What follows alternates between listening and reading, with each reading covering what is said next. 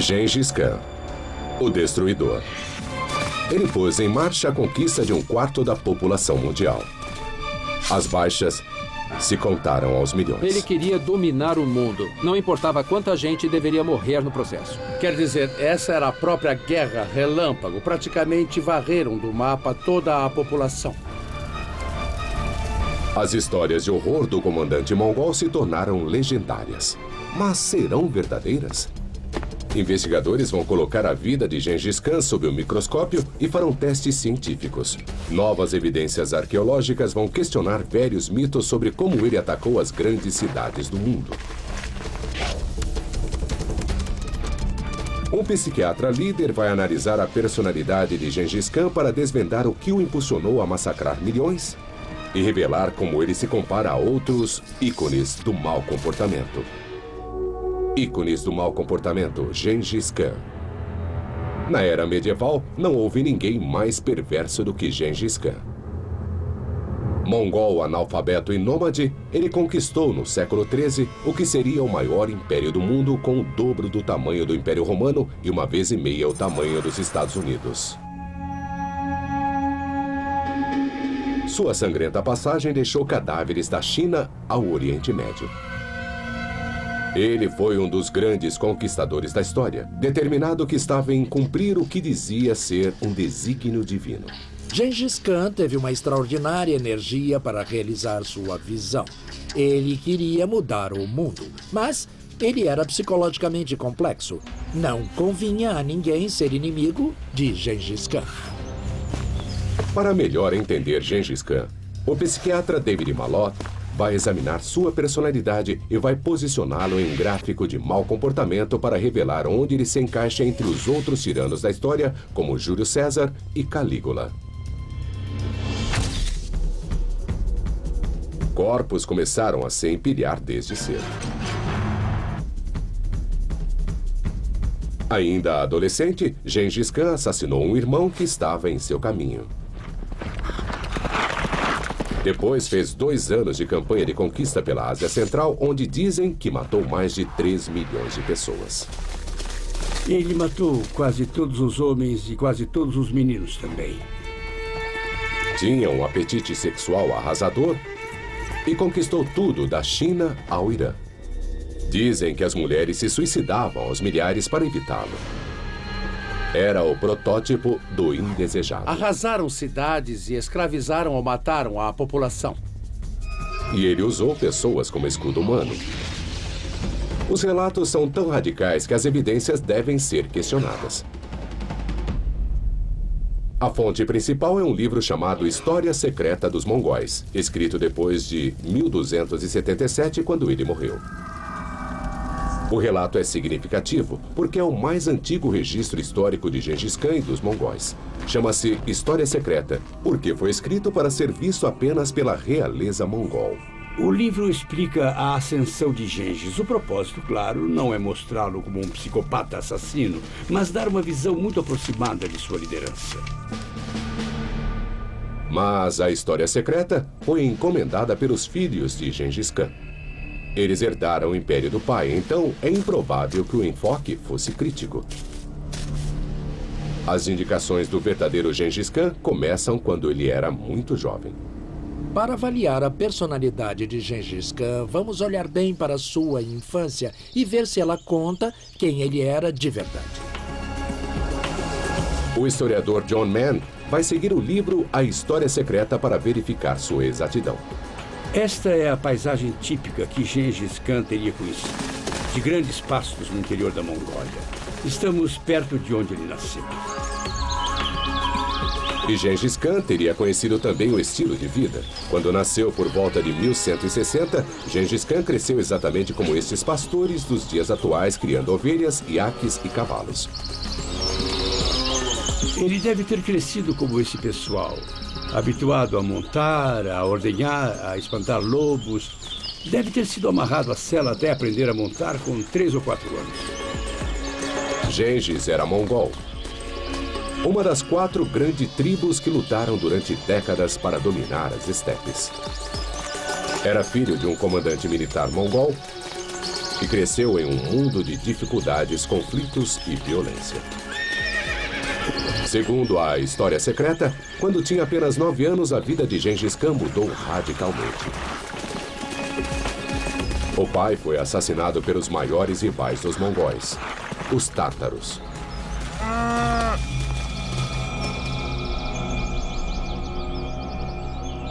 Ele, a mãe, 5 irmãos e uma irmã foram expulsos e foram viver na estepe. Eles deviam ter morrido, mas não morreram.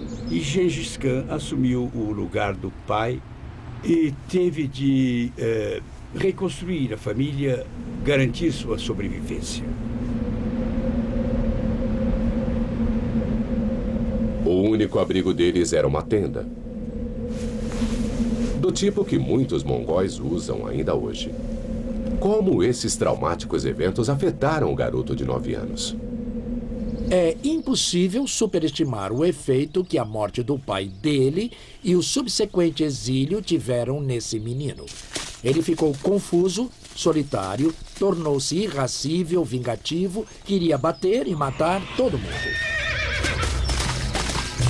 E mesmo criança, Gengis Khan tinha uma arma para matar. O arco mongol composto. Chamamos isso de arco composto porque é feito de vários materiais, madeira, chifre e tendões. O chifre aceita enorme pressão em comparação com a madeira, enquanto o tendão aceita uma enorme tensão. A tecnologia é simples e inteligente. Agora vamos tentar pôr a corda no arco. É preciso ter muito cuidado porque é fácil se ferir se não for feito corretamente. Para pôr o cordão, o arco tem de ser dobrado até certo ponto e isso cria uma grande força. E agora temos um arco mongol muito forte da época do Gengis Khan. O arco é complexo e sua fabricação é demorada. Por que os mongóis se deram a tanto trabalho quando já existia um arco mais simples e perfeitamente adequado havia milhares de anos? Um bom exemplo é o arco inglês longo. Eu estou atirando com uma reprodução de arco inglês longo. O arco longo foi usado pelos europeus no século XIV para vencer cavaleiros inimigos com armaduras. Era uma super arma na época e se tornou padrão de comparação para outros tipos de arco. O arco mongol, muito mais curto, pode resistir à comparação? Nesse teste, vão lançar flechas com os 2 arcos em uma placa de latão de 3 milímetros de espessura, equivalente à armadura do cavaleiro. Primeiro, o arco longo.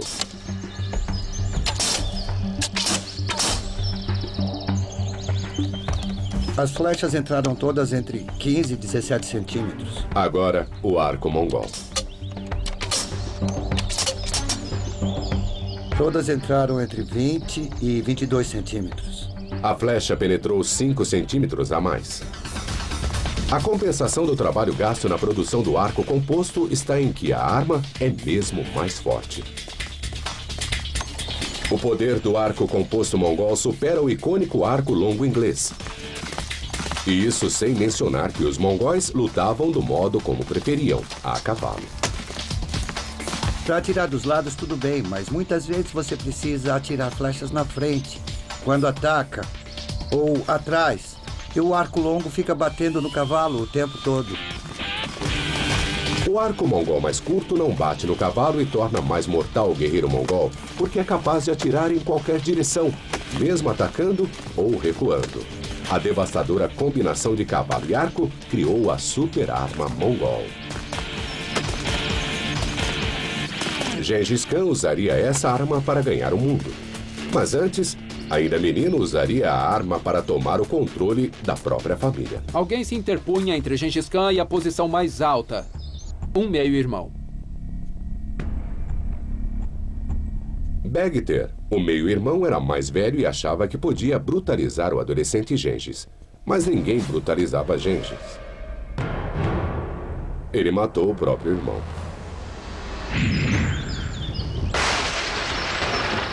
Esse foi o prelúdio de uma carreira de carnificina. Gengis Khan crescia rapidamente. A morte do irmão mostrou que Gengis Khan estava pronto para a vida adulta, pronto para a liderança. Era um homem de ação. E Gengis estava empenhado em levar as hordas mongóis ao poder. O que fez em seguida revelou a profundidade de sua ambição e os horrores de que era capaz.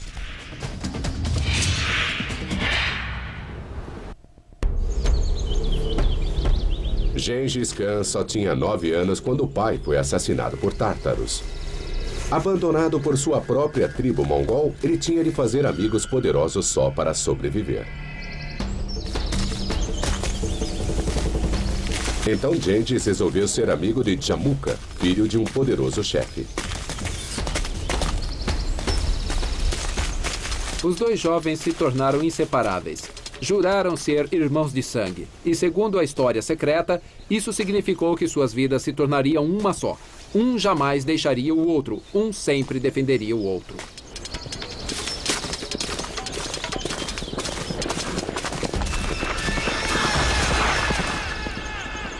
O livro diz que os dois se tornaram estrelas em ascensão no campo de batalha. Depois, com mais ou menos 20 anos de idade, Gengis desapareceu.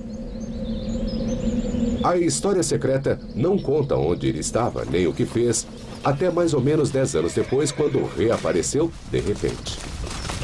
O Gengis Khan que reapareceu era um homem em missão. Seu plano era fazer dos povos da estepe uma grande força de combate, com ele mesmo à frente. Foi um rompimento com a tradição. As pessoas não dependiam mais do clã ou da tribo. A lealdade tribal caiu para se tornar uma lealdade pessoal a Gengis Khan. Não importava quem você conhecia, mas o que tinha feito para ele, se tinha demonstrado lealdade para com ele. Gengis planejou liderar seu exército mongol contra os assassinos do pai, os tártaros. Isso foi 5 anos antes de ele ter certeza de que suas tropas estavam prontas. Quando o dia da batalha chegou, os guerreiros de Gengis Khan esmagaram o exército tártaro, mas os derrotados ainda não aceitaram que Gengis agora era o chefe e não ofereceram lealdade.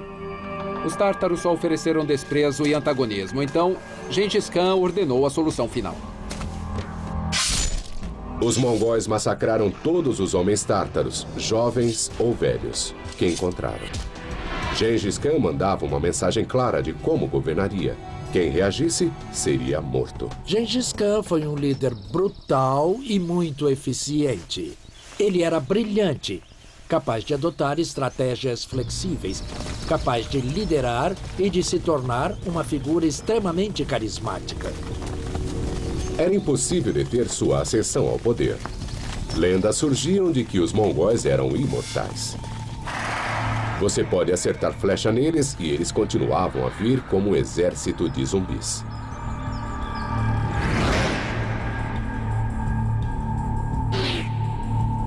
Teriam alguma proteção especial? Os mongóis usavam armaduras de couro com taxas. Será que detinham flechas? Nesse teste, uma placa de couro vai simular a armadura mongol e uma carcaça de porco o torso humano.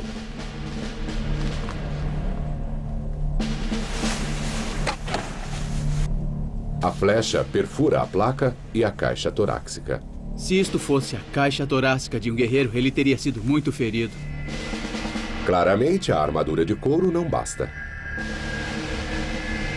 Evidências arqueológicas mostram que os mongóis usavam camisas de seda embaixo da armadura. Outra flecha, desta vez com seda entre o couro e a carcaça.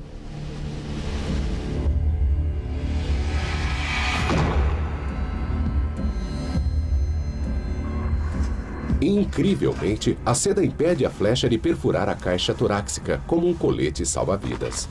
Não há penetração alguma na parede torácica. A seda causou uma espécie de interrupção. Isso aconteceu porque a seda se acomodou à ponta da flecha.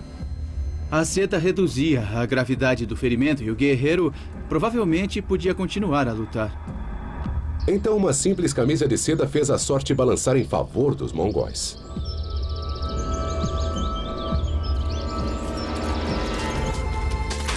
E a vitória trazia a Gengis sua recompensa preferida.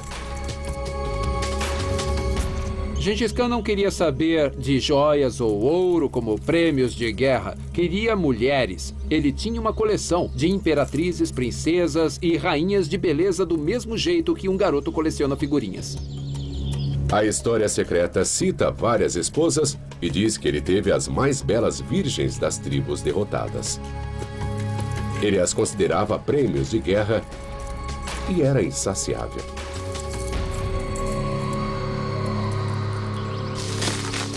Gengis era vitorioso na cama e na guerra. E os guerreiros abandonavam seus líderes para se juntar a ele. Só que alguns dos recrutas serviam a ser irmão de sangue, Jamuka. E quando ele acabou com o grupo de homens de Jamuka, Jamuka não achou aquilo aceitável. E os irmãos de sangue se tornaram rivais.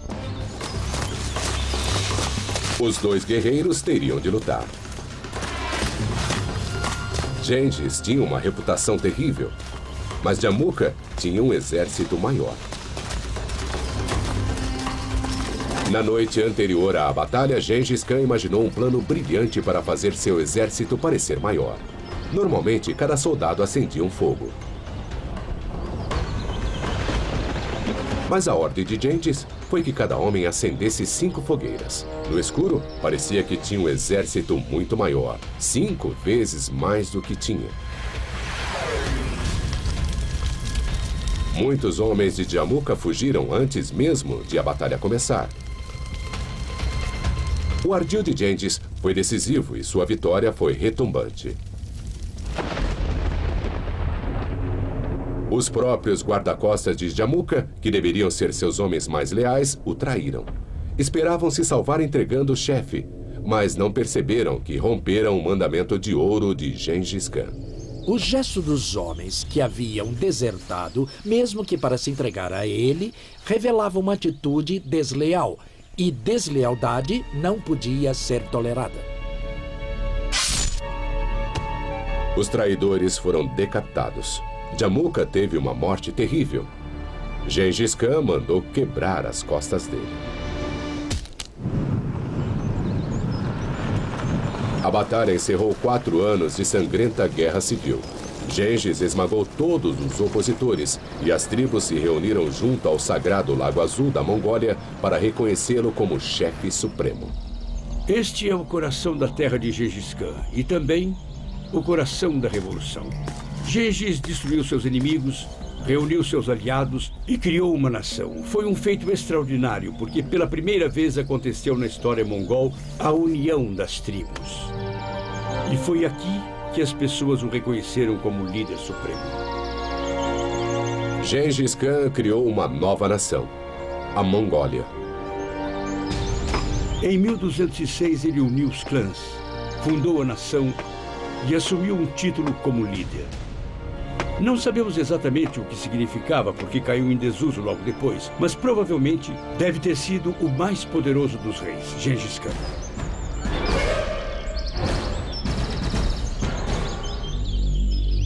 Mas Gengis tinha mais do que apenas o apoio das tribos.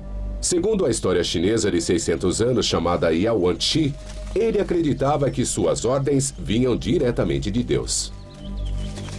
A visão dele era de que o mundo tinha sido dado aos mongóis por Deus e que era seu destino concretizar essa incrível ideia.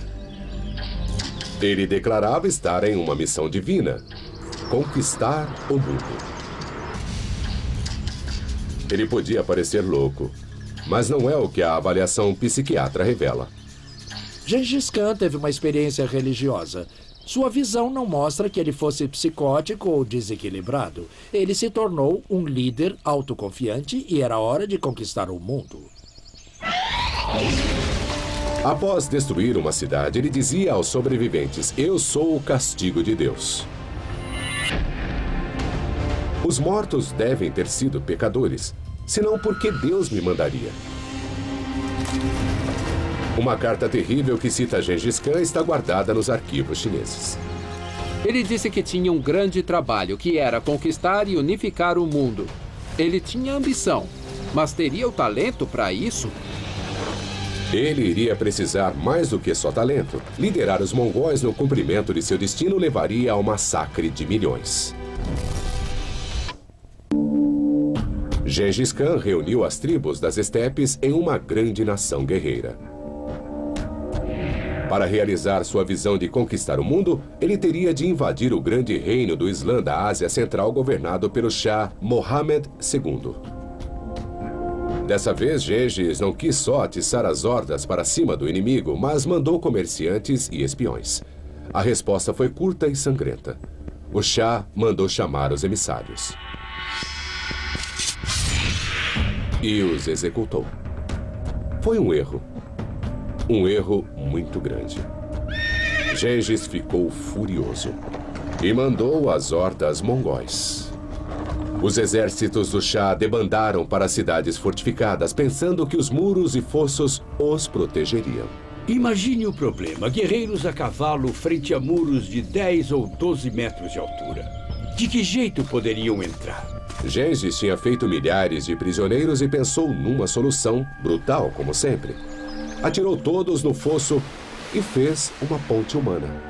Para o horror dos homens do Shah, outros milhares de prisioneiros foram feitos de escudos humanos pelos mongóis que avançavam.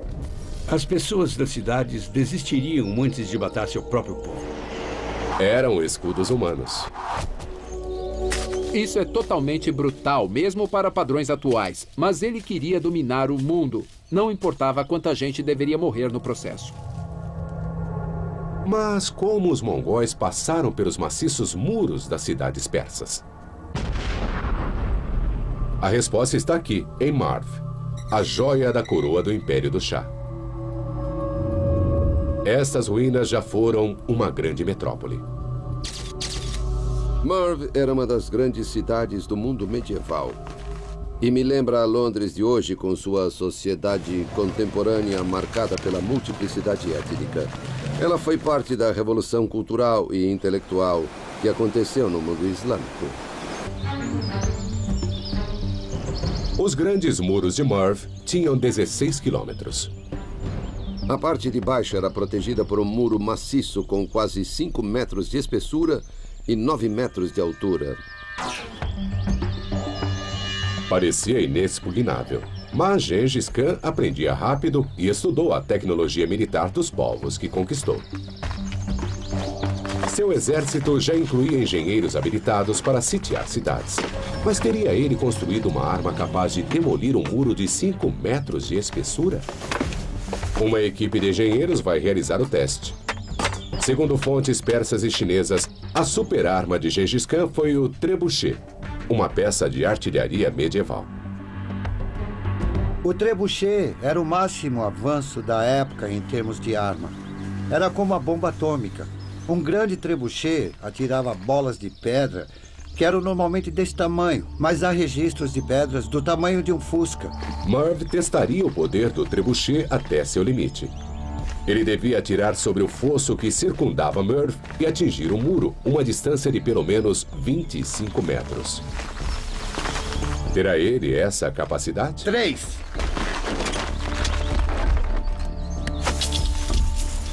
Apenas 20 metros, nem perto do alvo.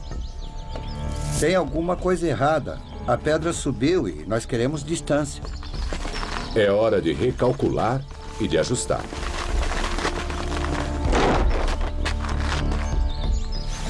Melhorou. 29 metros! Bem mais do que a distância-chave de 25 metros. Uma vez que ajustaram o alcance, acharam uma parte mais mole dos muros e ficaram batendo nessa parte até ela ceder. O trebuchet funcionou. Mas permanece a pergunta de se Gengis Khan o usou em Marv. Uma antiga fonte afirma que a cidade se rendeu sem resistir. O escritor persa Jubaini, escrevendo 40 anos após o sítio, disse que os guerreiros mongóis simplesmente cavalgaram em volta da cidade por 6 dias e os cidadãos apavorados resolveram abrir as portas da cidade. Então Gengis tomou Marv usando o medo ou sua catapulta gigante? A evidência arqueológica mostra que atingimos construções e destruímos construções com bolas de catapulta que se cravaram nelas. Isso mostra que Marv sofreu um ataque devastador com armas de sítio. Mas seriam os mongóis?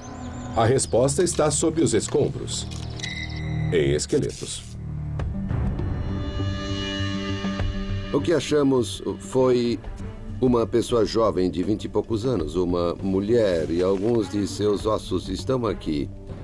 Crânio, dentes, vértebras, pelvis e alguns ossos das pernas. Perto dela havia uma criança com idade provavelmente entre 18 e 24 meses, morta quando a construção de terra caiu em cima dela. Pode ter sido uma jovem mãe morta enquanto protegia seu bebê.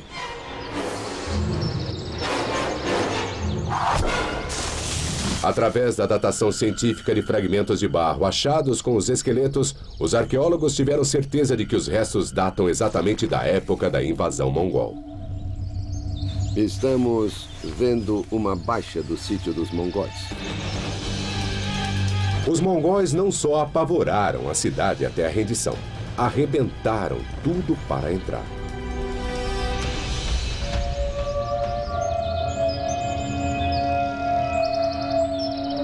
O historiador Juvaini disse que os mongóis fizeram toda a população marchar para o deserto e mataram a todos.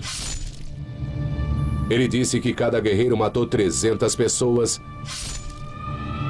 deixando mais de 1 milhão de mortos no total. Mas esse foi o historiador que inventou a história da rendição de Merv sem guerra. Será certa essa quantidade de mortos? Estudos modernos sobre densidade populacional podem responder e sugerem que Merv jamais poderia ter contido uma população de 1 milhão.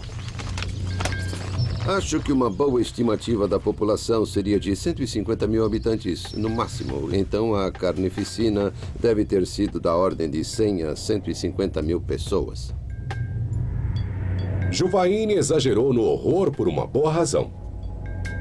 A brutal reputação de seus senhores mongóis era uma arma de guerra. O medo que criava era um poderoso exemplo de guerra psicológica. Gengis Khan era mestre em táticas de terror. Ele sabia exatamente como espalhar o terror no coração do inimigo e usou essa tática a vida inteira. Os mongóis rasgaram a Ásia, deixando uma trilha de cadáveres. Relatos persas dizem que mataram 3 milhões de pessoas, e cada vitória trazia mais e mais mulheres cativas para alimentar o insaciável apetite sexual de Gengis Khan. E as coisas ainda piorariam, quando Gengis Khan varreu do mapa toda uma civilização. Em 1226, Gengis Khan tinha passado 20 anos em uma das maiores conquistas territoriais da história. Ele se engajou em 5 sangrentas campanhas de expansão para criar um império que cobria mais de 20 milhões de quilômetros quadrados.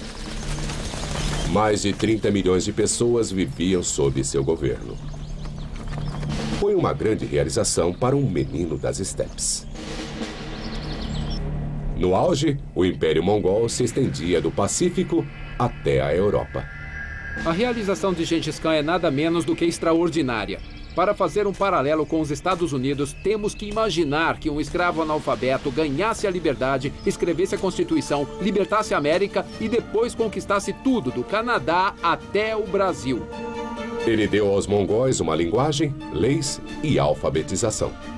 Ele criou uma nação unificada que seria uma nação de leis, de gente alfabetizada, de administração centralizada e, no fim, uma nação expansionista. Ele estabeleceu governos nas terras conquistadas, consolidando o que tinha conseguido na Mongólia. Ele construiu um legado. Conquistar é a parte fácil. Governar é muito difícil, e é isso que torna Gengis Khan uma figura tão interessante. Ele não era só de conquistar, depois usava sua criatividade para poder conduzir o vasto império.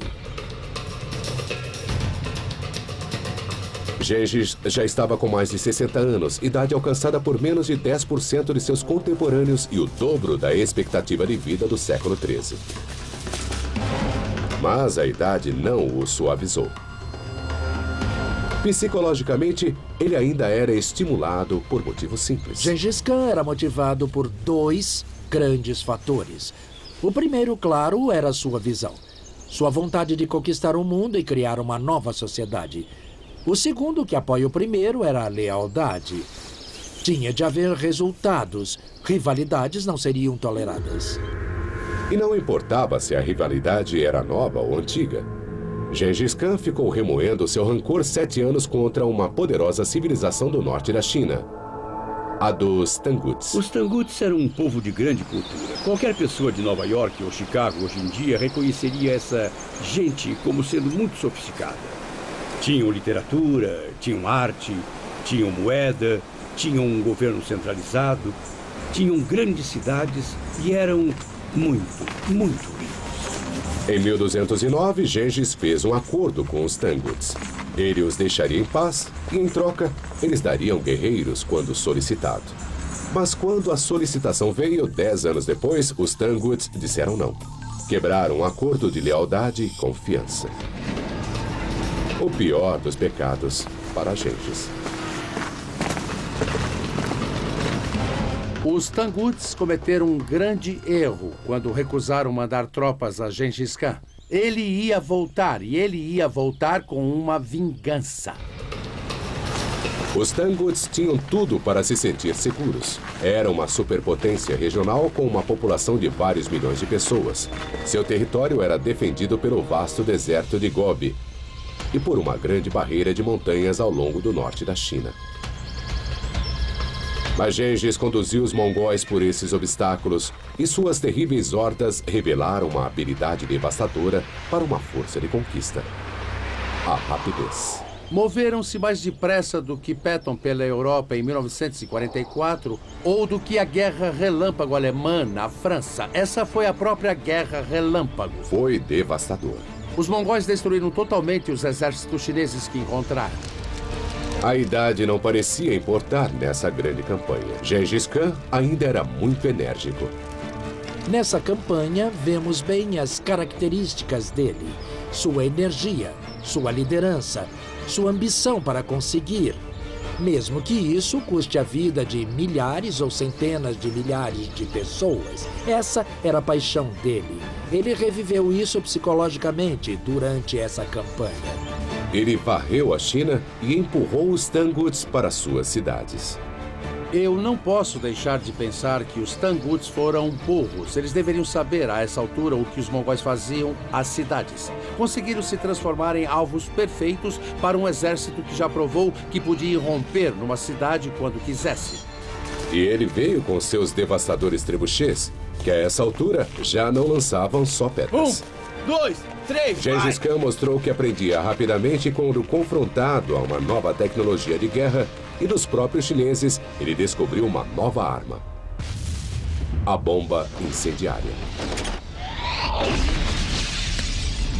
Descrições em fontes do Oriente Médio escritas logo antes de Gengis Khan até trazem detalhes de como fabricar a bomba incendiária.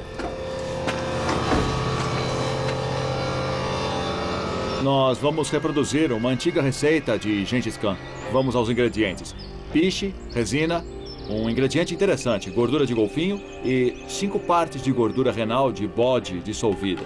Essa combinação resultaria em uma bomba incendiária? Obviamente não vamos usar gordura de golfinho hoje, mas o teste vai usar ingredientes com as mesmas propriedades.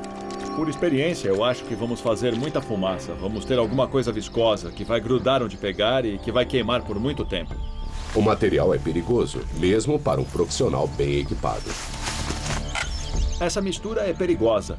Sempre que se pega e mistura materiais com propriedades químicas diferentes, nós não temos certeza de como vão reagir. Os ingredientes criaram um líquido pegajoso. Uma simples embalagem de argila transforma a coisa em um míssil mortal. Colocamos os ingredientes dentro e vamos acender o pavio. Vamos atirar e ver o que dá.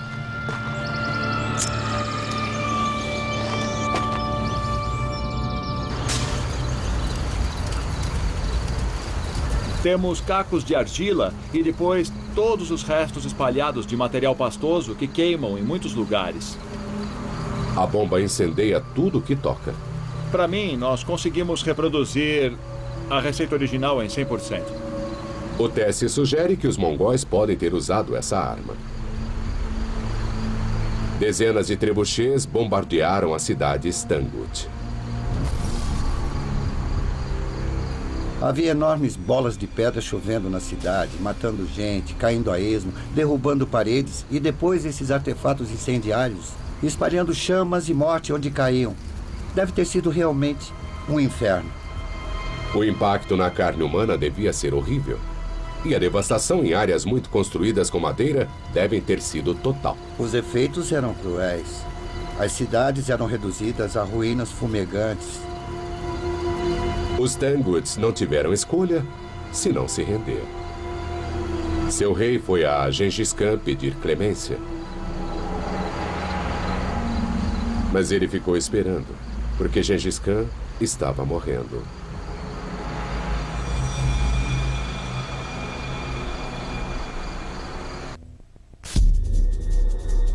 Em 1227, Gengis Khan tinha mais de 60 anos. Após uma brutal campanha que durou vários meses, ele conquistou uma grande civilização no norte da China, a dos Tanguts. A selvagem invasão foi conduzida de um comando móvel como este. Esta é uma tenda real, o tipo da coisa que Gengis Khan levava com ele nas campanhas. Tem 10 metros de diâmetro por 5 ou 6 de altura, e ele precisava do espaço para preleções militares. Mas o que ele não podia saber é que o trono de onde dava as ordens se tornaria de fato seu leito de morte. Há muitas teorias sobre o que matou Gengis. Alguns dizem que ele sofria de um velho ferimento de flecha. Outros que ele simplesmente caiu do cavalo, ou que uma de suas rainhas o envenenou. Mas acho que há outra explicação. Havia tifo no exército. E acho que ele acabou pegando isso. Seja o que for, tudo acabou em uma semana. Gengis Khan morreu em 1227. Como na maior parte de sua vida, sua morte teve consequências terríveis. Sua ordem final no leito de morte consta de A História Secreta e é de arrepiar. Façam os Tanguts desaparecer. As mulheres, seus filhos e seus netos. Seu leal exército obedeceu. Gengis Khan morreu em um oceano de sangue Tangut. Não se sabe quantos foram mortos, mas a cultura inteira morreu. Eles erradicaram a nação Tangut da face da terra, arrasaram cidades e escravizaram ou mataram a população. Gerações de imperadores Tangut estavam enterradas sob esta formidável pirâmide. Os mongóis arrombaram tudo e esmagaram os ornatos das fachadas. Qualquer coisa Tangut devia desaparecer. Os livros foram destruídos, a classe sacerdotal também, as pessoas mortas. Foi o que se pode chamar de genocídio. Uma civilização foi varrida da face da terra. Só o que resta hoje são alguns sinais de sua cultura e as ruínas de grandes túmulos imperiais. Em apenas 21 anos, Gengis Khan passou de camponês analfabeto a construtor do maior império do mundo. No fim, o território controlado pelos mongóis tinha o dobro do Império Romano ou do Império de Alexandre o Grande. Gengis Khan construiu uma dinastia que garantiu seu império por mais de 100 anos. Sua realização faz de Gengis Khan uma das figuras mais controvertidas da história. Na Mongólia de hoje, ele é reverenciado como o homem que fez da Mongólia uma superpotência mundial. O lado do lago foi transformado em santuário de Gengis Khan. E prova que ele está vivo e bem e que vive no coração dos mongóis de hoje.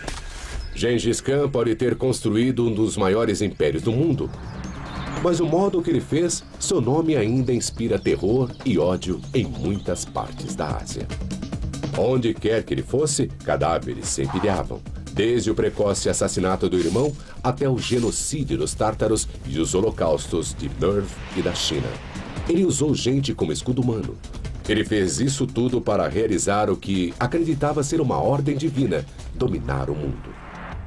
Então, onde esse comportamento basicamente mau o coloca na escala psicológica dos tiranos? Gengis Khan não era um psicopata. Ele usou a violência para chegar a um fim, sua ideia fixa de perseguir e realizar sua visão de império. Ele não matou por prazer, como Calígula, que era realmente psicopata. Gengis Khan está na outra ponta da escala, um assassino obstinado. Mas há outra dimensão que é chave para entender sua personalidade. As pessoas falaram de seu magnetismo animal e ele mostrou sua dominação política através de um insaciável apetite sexual. Esse tipo de comportamento se situa alto, muito alto na escala do predomínio sexual. Este é o perfil psicológico de Gengis Khan. E quem na história tem traços parecidos? Temos de achar alguém que seja tanto conquistador quanto administrador.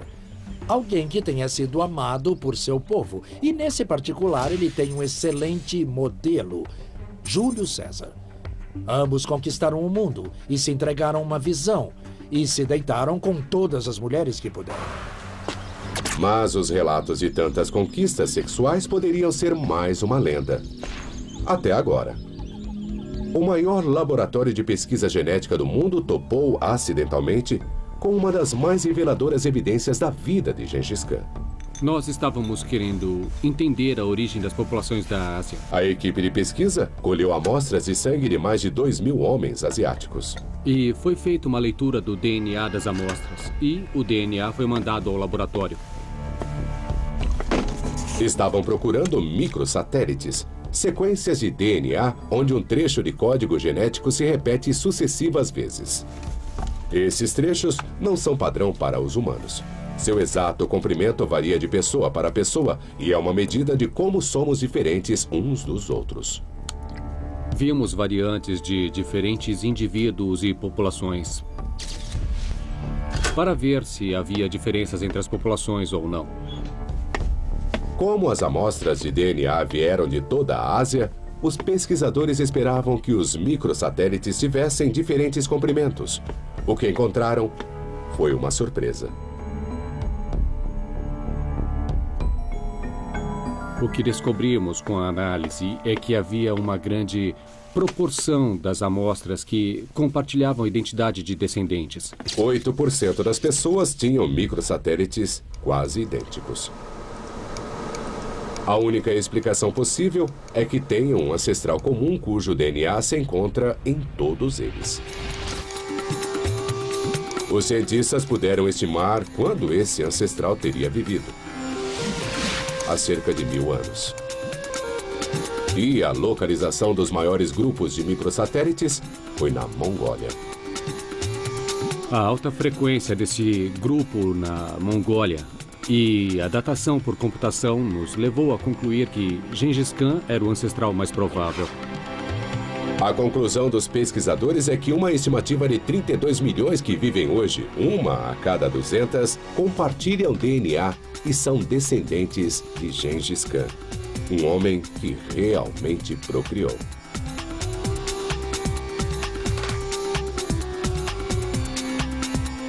A ironia é que um homem a quem se acreditam assassinatos em massa e a eliminação de uma civilização inteira acabou gerando muito mais vidas do que destruiu. Apesar de Gengis Khan não ter construído cidades e ter deixado poucas relíquias, seu legado permanece.